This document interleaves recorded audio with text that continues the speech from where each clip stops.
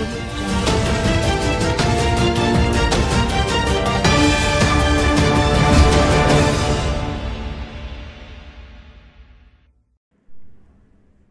Media తెలుగుకి స్వాగతం.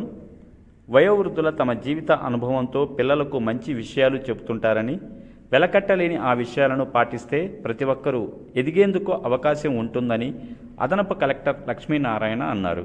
దివ్యాంగుల, వయోవృద్ధుల మరియు ట్రాన్స్జెండర్ వ్యక్తుల సాధికారిత శాఖ ఆధ్వర్యంలో సీనియర్ సిటిజన్ ఫోరం సహకారంతో బుధవారం గద్వాల ఐడిఓసి కార్యాలయం సమావేశ మందిరంలో అంతర్జాతీయ వయోవృద్ధుల దినోత్సవ ఘనంగా నిర్వహించారు. ముఖ్య అతిథిగా హాజరైన అదనపు కలెక్టర్ లక్ష్మీనారాయణ మాట్లాడుతూ, మన దేశంలో ఉమ్మడి కుటుంబ వ్యవస్థ క్రమంగా తగ్గిపోతుందని, ఈ పరిస్థితులకు కారణమేమిటో అధ్యయనం చేసి పరిష్కరించవలసిన అవసరం ఉందన్నారు.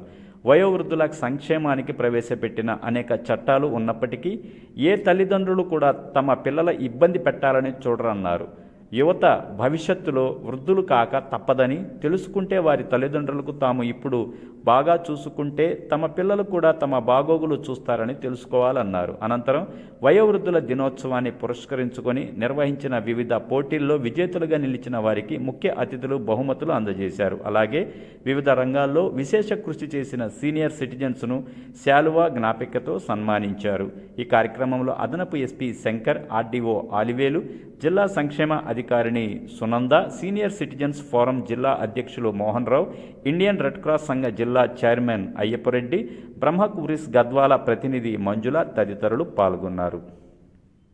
అంత గొప్ప సేవలు అందిస్తుంది ఈ సంస్థ యొక్క భాగంగా. ఎందుకంటే వయోవృద్ధులకు మనం ఈ రోజు కలుసుకోవడం ఎంతో నాకు ఆనందకరంగా ఉంటుంది. ఎందుకంటే వృద్ధుల లోపల ఒక ఫీల్, ఒక ఒంటరితనం, అలోన్నెస్ పోగొట్టడానికి, వాళ్ళలో ఒక చిన్నప్పటి నుంచి ఎంతో కష్టపడి వాళ్ళు సహనం చేసి నలుగురు కొడుకులను పోషించిన తర్వాత నలుగురు కొడుకులు కలిసి, అంటే 4 బావులను ఒక్క బావి నింపగలుగుతుంది, కానీ 4 బావులు కలిపి ఒక్క బావిని నింపలేదు.